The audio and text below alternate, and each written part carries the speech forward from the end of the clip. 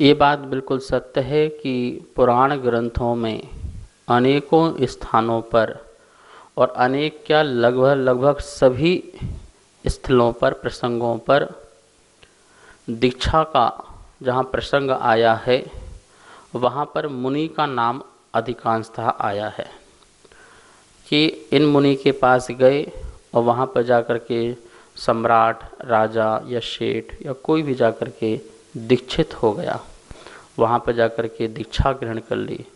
तो ऐसे पुराण में जगह जगह मुनियों के ही नाम आते हैं कि सागर दत्त मुनि पास गए, भवदत्त मुनि के पास गए, जिनसैन मुनि के पास गए। तो ऐसे इतने नाम मिलते हैं मुनि मुनि मुनि के। वहाँ पर आचार्य के नाम नहीं मिलते हैं, मुनियों के नाम ही अधिकांशतः मिलते हैं। एक दो जगह आचार्यों के नाम भी मिलते हैं। अध्याय 7वां चल रहा है, आश्रव तत्व का अधिकार है। अंतिम सूत्र चल रहा है 39वां, दान के फल विशेष। क्या क्या फल विशेष हैं, एक बार उस सूत्र को पुनः देखते हैं और फिर आगे इसको समझते हैं। 7वें अध्याय का सूत्र नंबर 39वां है, विधि द्रव्य दात्री पात्र विशेषात तद विशेषः। पहला विधि, दूसरा द्रव्य, तीसरा दात्री, चौथा पात्र। इन चार की विशेषता से तद विशेषः उस दान में फल की विशेषता हो जाती है। अपन कल देख रहे थे विधि, जो चार प्रकार के जो दान हैं उन दानों को देने की विधि। सबसे पहले अपन चार प्रकार के दान में जो आहार दान है उस आहार दान की विधि को समझ रहे थे। वो आहार दान की जो विधि है वो नवदा भक्ति पूर्वक दी जाती है। नवदा भक्ति में अपन ने सबसे पहले पड़गहन देखा, फिर उच्चासन देखा, फिर पाद प्रक्षालन देखा, फिर उनकी गुरु की अर्चना देखी और 5वें नंबर में प्रणाम नमस्कार देखा। ये 5 प्रकार की नवदा भक्ति अपन ने देखी। आज जो 4 प्रकार की नवदा भक्ति है उसके बारे में और चर्चा यहाँ पर करते हैं। 6वें नंबर की नवदा भक्ति है जिसका नाम है मनहा शुद्धि। मनहा शुद्धि का मतलब है अपने अंदर आहार के समय किसी प्रकार के आर्त ध्यान और रौद्र ध्यान नहीं होना चाहिए। आर्त ध्यान का मतलब है किसी इष्ट वियोग, अनिष्ट संयोग, पीड़ा चिंतन, निदान आदि इस प्रकार के परिणाम नहीं होना चाहिए। रौद्र ध्यान में हिंसा का आनंद, चोरी का आनंद, परिग्रह का आनंद, इस प्रकार से अनेक प्रकार के जिसमें पाप हुए हों उसका आनंद नहीं मनाना। हमारे संक्लेश परिणाम नहीं होना चाहिए। आहार दान बड़े प्रसन्न होना चाहिए, अहो भाग्य समझना चाहिए, मेरे यहाँ साक्षात भगवान स्वरूप आए हुए हैं, मेरा आज ये अन्नपूर्णा धन हो गई, मेरा जीवन धन होगा, मेरा परिवार धन हो गया। इस प्रकार का अहोभाग्य अपने अंदर होना चाहिए। किसी प्रकार का मन में क्लेश नहीं होना चाहिए, किसी प्रकार का मन में अशुद्धि भाव, अशुद्धि परिणाम नहीं आना चाहिए। विशुद्ध और निर्मल भाव हो।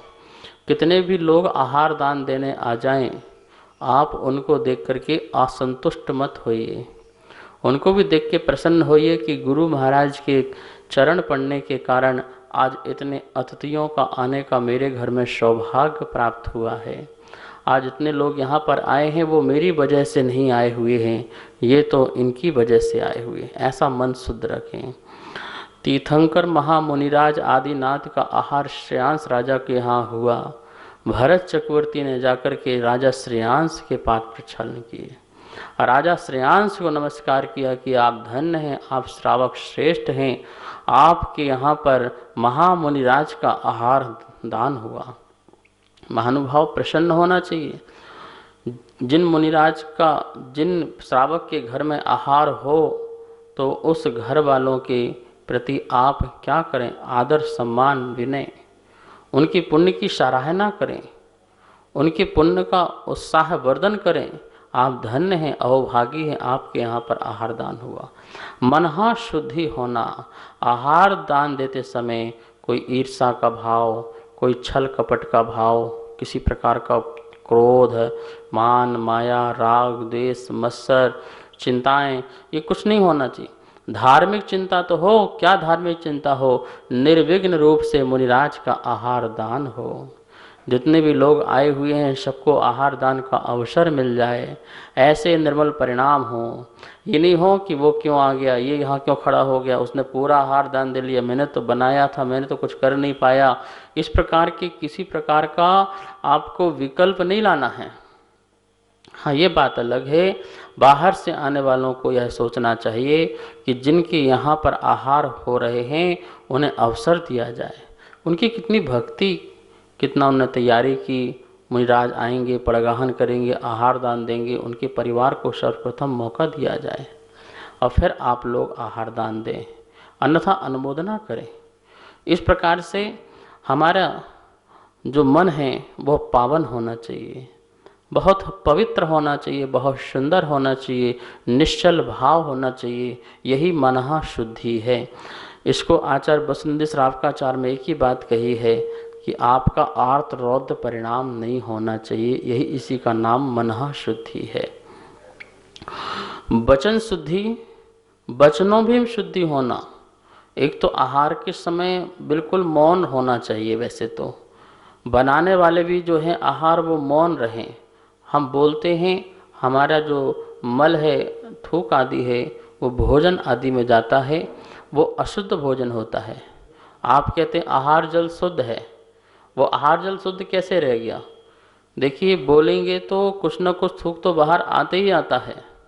इसलिए बनाने वाले या तो मास्क पहने, और आजकल तो मास्क पहनना ही पहनना है, तो अच्छी बात है आहार में मास्क पहन के रखें, जिससे हम बोले भी तो हमारे द्वारा भोजन अशुद्ध ना हो। तो हम कटोरी आदि पकड़ें तो उसके पकड़ने के पहले आप क्या करो, शुद्धि बोलो। कटोरी पकड़ने के बाद, कोई ग्रास लेने के बाद, हाथ में सामग्री लेने के बाद शुद्धि नहीं बोलने का, शुद्धि पहले बोलिए। पहले हाथ को साइड कर लीजिए या शुद्धि बोलिए, तो पुनः हाथ धोइए और फिर आप आहार दान दीजिए, बिल्कुल मौन पूर्वक। जितनी शांति पूर्वक आहार होगा उतना ही वह प्रसन्नचित होगा मन, और वो आहार मुनिराज ले सकेंगे, साधना कर सकेंगे। शोरगुल में दिया हुआ आहार, उसमें न जाने कौन सा वचन बोल जाए, निष्ठुर कर्कश वचन बोल सकता है। कभी किसी को तेज बोल दें, किसी को डांट दें, किसी को फटकार दें, अथवा ऐसे असभ्य शब्द बोल दें जिनको सुनने से मुनिराज अंतराय आदि भी कर सकें।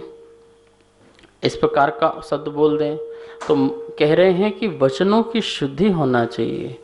उस समय बहुत प्रिय वचन निकलना चाहिए, बहुत सुंदर वचन होना चाहिए, मिठास होना चाहिए वचन में। लिखा है, निष्ठुर और कर्कश आदि वचनों का त्याग करने को वचन शुद्धि जानना चाहिए। इसी को ही वचन शुद्धि जानना चाहिए। ठीक है। अब आया है जो काय शुद्धि। 8वीं नंबर की जो नवधा भक्ति है वो काय शुद्धि। काय मतलब क्या कहलाता है? शरीर, ये तन जो है इसको बोलते हैं काय शुद्धि। इसकी शुद्धि कैसे होगी? इसकी अनेक प्रकार से शुद्धियां हैं। पहली शुद्धि तो है हम स्नान करते हैं, यह स्नान से शुद्ध होता है, क्योंकि यह 9 द्वारों से मल जो है वो निकलता रहता है, मल बाहर निकलता रहता है। आचर्यवन कहते हैं इसकी शुद्धि कैसे करो? पहले जल से, प्राशुक जल से इसकी शुद्धि करो, फिर कायोत्सर करो। कायोत्सर करके और जल को लेकर के अपने ऊपर छिड़को तो अपने ये मंत्र शुद्धि, जल शुद्धि से शरीर शुद्धि, फिर मंत्र से शुद्धि, और जो इसमें वस्त्र पहनना है, जो वस्त्र पहने जाएंगे वो वस्त्र भी आपको कैसे पहनना है? 4 प्रकार के वस्त्र को बदलना है आपको। आप चारों प्रकार के वस्त्र बदलिए और बदल करके फिर दूसरे वस्त्र को रखिए।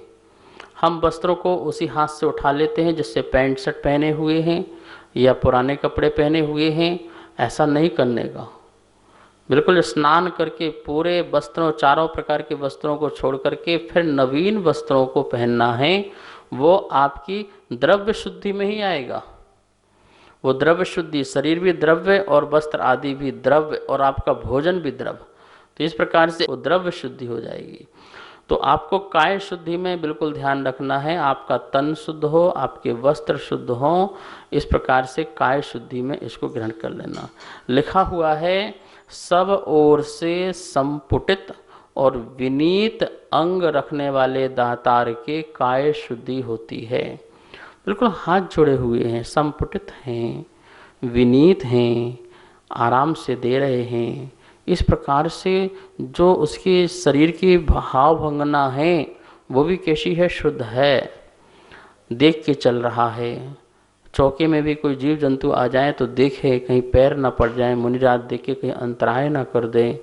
तो इस प्रकार से अपनी जो है काय शुद्धि का पूरा पूरा ध्यान रखना चाहिए। अब अंतिम जो भक्ति है नवदा भक्ति में, उसे कहा है आहार शुद्धि, जिसे संस्कृत में और ऐष्णा शुद्धि, ऐष्णा शुद्धि नाम सुना होगा ना, ऐष्णा भोजन की शुद्धि। भोजन की शुद्धि जो है कैसे करना है, प्राशुक भोजन होना चाहिए, अवक्ष नहीं होना चाहिए। जल जो है वो कुएं आदि का होना चाहिए जल, और वो भी छन्ना हुआ, और प्राशुक जल होना चाहिए। आपका जो मसाले हैं, आटे हैं आदि जो भी वस्तुएं हैं वो कैसे होना चाहिए, धो करके, सुखा करके, छान करके, बीन करके, जो कुछ भी आपका है वो शुद्ध और प्राशुक और मर्यादा वाला होना चाहिए। जीव जंतुओं से रहित हो, मल आदि से रहित हो, 14 मल दोषों से रहित हो। ऐसे यत्न पूर्वक शोध करके जो संयमी जन को जो आहार दान दिया जाता है उसे ऐष्णा शुद्धि कहते हैं। अनेक प्रकार के मल होते हैं, बाल भी मल है, हड्डी भी मल है, नख भी मल है। इस प्रकार से जो प्रकार के मल हैं उन सभी प्रकार के मलों से रहित होना चाहिए। अध पका ना हो, अध कच्चा ना हो, ज़्यादा पका ना हो, इन सबों को ध्यान रखते हुए ऐष्णा शुद्धि रखनी है। भोजन की शुद्धि भजन की शुद्धि होती है।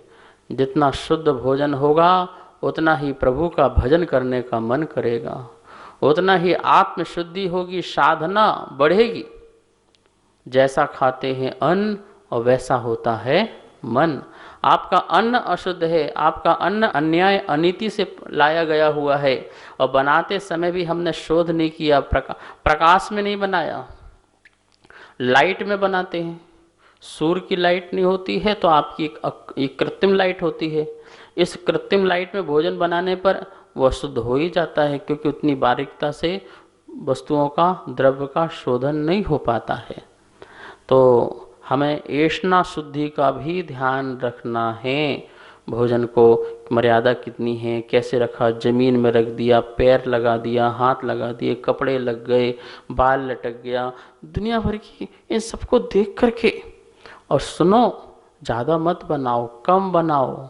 ज़्यादा वस्तु जहाँ बनती हैं वहाँ नियम से अशुद्धता होती है। कोई व्यक्ति 1-1.5 घंटे में 40-50 आइटम कैसे बना लेगा, और बनाएगा तो नियम से वहाँ पर अशुद्धि होगी ही होगी। आप 2-4 आइटम बनाओ। कौन से मुनिराज कहते हैं कि मुझे तुम ये खिलाओ? मुनिराज का जीवन तो सादा जीवन होता है। मुनिराज की साधना के लिए तुम्हारे जैसे भोजन नहीं चाहिए। आप अपने जैसे भोजन मत कराओ। जैसे आप भोजन करते हो, आपको गरिष्ठ भोजन चाहिए, आपको मसाला युक्त भोजन चाहिए, आपको न जाने क्या क्या चाहिए। मुनिराज का भोजन साधा भोजन है, जिससे उनकी साधना सध सके। इसको भी ऐष्णा शुद्धि ही कहते हैं। तो आचार्यों ने कहा है, मल रहित यत्न पूर्वक जो संयमी का जो भोजन बनाया जाता है, आहार बनाया जाता है, शुद्ध पूर्वक उसे ऐष्णा शुद्धि कहते हैं। इस प्रकार से ये नवदा भक्ति हुई। ठीक है, आपको नाम भी याद हो गए होंगे। पहले क्या करना है, पड़गाहन, दूसरा उच्चासन, तीसरा पाद प्रक्षालन, चौथा अर्चना, पांचवा नमस्कार, छठवा मनहा शुद्धि, सातवां वचन शुद्धि, आठवां काय शुद्धि और 9वां ऐष्णा शुद्धि। ये 9 प्रकार की। वो तो हम बोलते हैं कि मन शुद्धि, वचन शुद्धि, काय शुद्धि, बोलने की जरूरत नहीं है, ये तो आपका विषय है। महाराज जी से आपने बोल दिया मन शुद्ध आपका है नहीं तो क्या होगा, झूठ हो जाएगा। आपकी स्वयं अंदर से मन शुद्ध होना चाहिए, वचन शुद्ध होना चाहिए, काय शुद्ध। नहीं बोलोगे तब भी आहार ले लेंगे। महाराज जी को क्या प्रमाण देना कि मेरा मन शुद्ध है, मेरा वचन शुद्ध है, मेरा काय शुद्ध है। हाँ, आहार जल शुद्ध को बोलते हैं, हे प्रभु मेरे से आहार ग्रहण करो, आहार जल शुद्ध है, प्राशुक है। इस प्रकार से कभी कभी आप लोग पड़गाहन पूरा नहीं कर पाते हैं। कोई पड़गाहन नहीं कर पाता है, कोई उच्चासन नहीं कर पाता है, कोई पाद प्रक्षालन नहीं कर पाता और बीच में आहार दान देने आ जाता है, तो उसकी नवदा भक्ति कैसे होगी? कैसे नवदा भक्ति होगी? नवदा भक्ति उसी की होगी जो शुरू से ही पड़गाहन प्रारंभ करे, उसकी वहाँ से नवदा भक्ति। और बिना नवदा भक्ति के आहार दान नहीं दिया जाता है। तो फिर क्या करें? बीच में आ गए, देना है हमें, तो उस समय आप मुनिराज से बोलो, हे मुनिराज मुझ सब श्रावक से या श्राविका से नवदा भक्ति पूर्वक आहार ग्रहण करें। मैं भले ही पड़गाहन नहीं कर पाया हूँ, लेकिन पड़गाहने की मेरी भावना थी।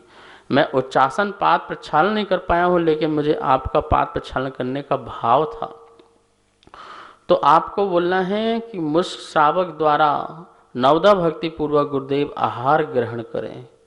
बैठ करके प्रणाम करो और प्रणाम करके नमस्कार करके पुनः हाथ धो करके और फिर क्या करो, उनको आहार दान दो।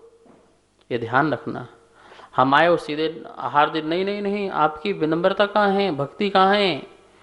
पहले नमोस्तु करो, बैठ करके प्रणाम करो उनको, फिर हाथ धोइए और फिर उनको आहार दान दीजिए। ऐसी नवदा भक्ति से दिया हुआ आहार असंख्यात कर्मों की निर्जरा हमारी करा देता है। बहुत पाप कट जाते हैं इस विशुद्धि के बल से। उत्तम भोग भूमि, स्वर्ग सुख और परंपरा से मोक्ष की प्राप्ति होती है। दानम पारंपर्येण मोक्ष कारणम, दान परंपरा से मोक्ष का कारण होता है। इस प्रकार से यहाँ पर सूत्र में जो पहली बात लिखी है विधि, उस विधि में अपन ने ये देखा आहार दान की विधि, कि आहार दान की विधि नवदा भक्ति पूर्वक ही होती है। नवदा भक्ति पूर्वक उत्तम पात्रों की नवदा भक्ति, मुनिराज आचार्य उपाध्याय साधुओं की नवदा भक्ति होती है। जो हमारे यहाँ एलक हैं, छुल्लक हैं और माताजी हैं, उनकी भी कथनचित हम लोग क्या करते हैं, नवदा भक्ति पूर्वक। एक आम श्रावक की भी करते हो। आप आम श्रावक को कैसे, आपका कोई मिलने वाला हो या मेहमान, आइए आइए आइए आइए, बैठिए ना, बैठिए बैठिए, थोड़ा सा हाथ पैर धो लीजिए, शुद्ध भोजन बनाया है, आप चख के जाइए। ये क्या है? ये भी तो आपकी भक्ति है। वो आपकी भक्ति सिर्फ आपके उसके मेहमानों तक की है, उसका आदर सत्कार अलग प्रकार से है। और मुनिराज का, त्यागी वृत्तियों साधुओं का आदर सत्कार अलग प्रकार से है। महानुभाव, आप लौकिक जीवन में भी किसी व्यक्ति को ना, आइए बैठिए, खाइए, पैर हाथ धो लीजिए, मैंने भोजन बनाया कर लीजिए, कौन खाएगा? नहीं खाएगा कोई। उसमें भी आपका आदर सत्कार दिखेगा ना, भक्ति अंदर से दिखेगा, तब आप व्यक्ति सामने वाला भोजन करेगा। उसमें भी आपको 3 बार बोलना पड़ता है, आइए आइए आइए, भाई साहब बैठिए बैठिए बैठिए, भाई साहब पैर हाथ धो लीजिए, और बहुत मन से बनाया है, आपको चख के जाना है। ये क्या है? ये भी तो लौकिक भक्ति है, लेकिन वहाँ धर्म नहीं है, वहाँ पर एक उपकार की भावना है। लेकिन यहाँ पर धर्म का भाव है, त्यागी वृत्ति साधु संतों को देने का भाव है। इसलिए यहाँ पर धर्म होने के कारण पाप नष्ट होता है, पुण्य का महाबंध होता है, तीर्थंकर जैसी प्रगति का बंध हो जाता है। बताइए, ऐसी भक्ति आहार दान के प्रभाव से। तो इस प्रकार से इस विधि में अपन ने यहाँ देखा आहार दान की नवदा भक्ति। नमोस्तु गुरुदेव, अभी आपने दान के बारे में बताया तो मेरे मन में एक शंका उत्पन्न हुई। जैसे हम कोई भी वस्तु चौके में ले जाते हैं और चौके वालों से बोल देते हैं कि ये हमारी तरफ से महाराज को आहार दान में चला देना, क्या यह उचित है या नहीं? कृपया समाधान करें गुरुदेव। सर्वश्रेष्ठ तो यही है कि अपनी निज वस्तु अपने निज हाथ से बना करके निज घर में मुनिराज को, त्यागी वृत्तियों को देना। और यदि आपके यहाँ पर मुनिराज ना हो, आप कहीं जाते हैं, तीर्थ क्षेत्र जाते हैं, क्षेत्रों में मुनिराज हैं, वहाँ पर श्रावकगण हैं या आहार की व्यवस्थाएं हैं, तो वहाँ पर आप अपना जो सामग्री है उस सामग्री को भी दे देते हैं। देखिए, भावों की बहुत ही ज़्यादा यहाँ पर महत्वता है। आप अपने निज हाथ से दिए उसकी विशुद्धि, उसका दान का फल विशेष है, और आपने दे कर के आ गए और देने वो वाला जो भाव है वो अलग है। गलत कुछ भी नहीं है। आप वहाँ पर फल दे आए, सब्जी दे आए, अन्न दे आए, या फिर तीर्थ क्षेत्र में आपने भैया ये रसीद जो है, ये मुनिराज के आहार दान में जो कुछ भी लगे आप उनका आहार दान करा देना। क्योंकि आपकी वहाँ व्यवस्था नहीं है, या आपके पास समय नहीं है, या आप आहार दे नहीं पा रहे हैं, तो ये इस प्रकार से भी आपने किया तो आपका परिणाम तो यही है कि मुनिराज को आहार दान देने का सबसे अच्छा उचित कार्य तो यही है, अपने हाथ से दो। और आपने से दूसरे नंबर तीसरे नंबर रखेंगे कि आपने जो करवाया आप वहाँ पर दे कर के आ गए, तो वो भी आपका ये दान में ही आएगा, क्योंकि आपके भाव तो दान के ही हैं मुनिराज के लिए, उनके रत्नत्रय की वृद्धि के लिए, उनके ज्ञान की वृद्धि के लिए, उनकी तपस्या की वृद्धि के लिए। आहार दान की विधि और आहार दान का फल। आहार दान हिंसा आदि आरंभ आदि से रहित ऐसे महामुनिराज त्यागी व्रती साधु संतों को शरीर की स्थिति के लिए जो आहार दिया जाता है वो आहार दान कहलाता है। ऐसा आहार दान देने वाला और लेने वाला दोनों की ही कर्मों की नजरा होती है और महापुण्य का संचय हुआ करता है। आहार दान किस विधि से देना है उसकी मैंने चर्चा करती है। नवदा भक्ति पूर्वक ही मुनिराज को आहार दान देना है। आहार दान का फल जो है शास्त्रों में लिखा हुआ है, संक्लेश रहित पात्र को प्रतिग्रह आदि नवदा भक्ति पूर्वक दान देने वाला दाता को शाति से पुण्य का आश्रय होता है। चमत्कारिक पुण्य का आश्रय होता है, ऐसा पुण्य जो तुम्हारे जीवन में चमत्कार पैदा करे। कैसा चमत्कार पैदा करे? जो तुम्हें मोक्ष मार्ग में लगा दे, जो तुम्हें मुक्ति दिला दे या मुक्ति में साधन बने, कारण बने। ऐसा चमत्कारी पुण्य जो है प्रकट होता है। उत्तम पात्र को, मध्यम पात्र को, जघन्य पात्र को क्रमशः जैसे जैसे हमारी उनमें विशुद्धि होगी उसके अनुरूप वैसा वैसा हमको उत्तम, मध्यम, उत्कृष्ट भोग भूमि आदि की भी प्राप्ति हो सकती है। संसार में सुखों को भोगता हुआ वह परंपरा से निर्वाण को प्राप्त करता है। इस प्रकार से यहाँ पर ये आहार दान की विधि है। अब आहार दान कैसा द्रव्य होना चाहिए, इस बात को भी हमें जान लेना चाहिए कि आहार दान का जो द्रव्य है कैसा होना चाहिए। दिए जाने वाले अन्न आदि में ग्रहण करने वाले के तप स्वाध्याय के परिणामों की वृद्धि की कारण भूतता है। जो ग्रहण करने वाले तप स्वाध्याय ध्यान परिणामों की शुद्धि आदि की वृद्धि का कारण हो, वही जो द्रव्य है वो हमें देना चाहिए। आपने सूत्र में देखा, विधि द्रव्य दात्री पात्र विशेषाद। विधि की चर्चा हो गई, अब द्रव्य की चर्चा कर रहे हैं कि वो द्रव्य कैसा होना चाहिए। उत्तम से उत्तम तो द्रव्य होना चाहिए, प्राशुक होना चाहिए, मादकता जिसमें ना हो, जिसमें नशीलापन ना हो, जिसमें प्रमाद ना आए, जिससे साधना में कोई बाधा उत्पन्न ना हो, ऐसा द्रव्य होना चाहिए। जो हितकारी हो, जो मितकारी हो, निर्दोष हो, निराकुल ध्यान में कारण बने, जो शयन आदि में बाधा ना पहुंचाए, ऐसे निर्दोष अन्न पान आदि को देना वो द्रव्य है। ऐसा शुद्ध द्रव्य विशेष होना चाहिए। जितना जितना शुद्ध द्रव्य विशेष होगा उतने उतने दान की फल की प्राप्ति भी बिल्कुल वैसे ही वैसे भिन्न होगी। इसकी चर्चा अपन कल और करेंगे। आज समय हुआ, आइए अम्मा जनवाणी की स्तुति करते हैं। जावाणी के ज्ञान से सूझे लोकालो, सो वाणी मस्तक धरो सदा दे तो होंधो।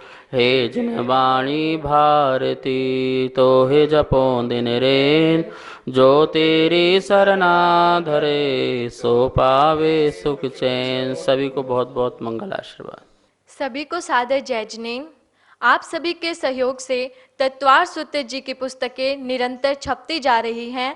तत्वार सूत्र जी के 5वें अध्याय की पुस्तक छप के आ चुकी है तथा 6ठे अध्याय की पुस्तकें छपवाने में आप अपना सहयोग दे सकते हैं। आप सभी जैन पाठशाला का आनंद ले रहे हैं तथा ज्ञानार्जन कर रहे हैं।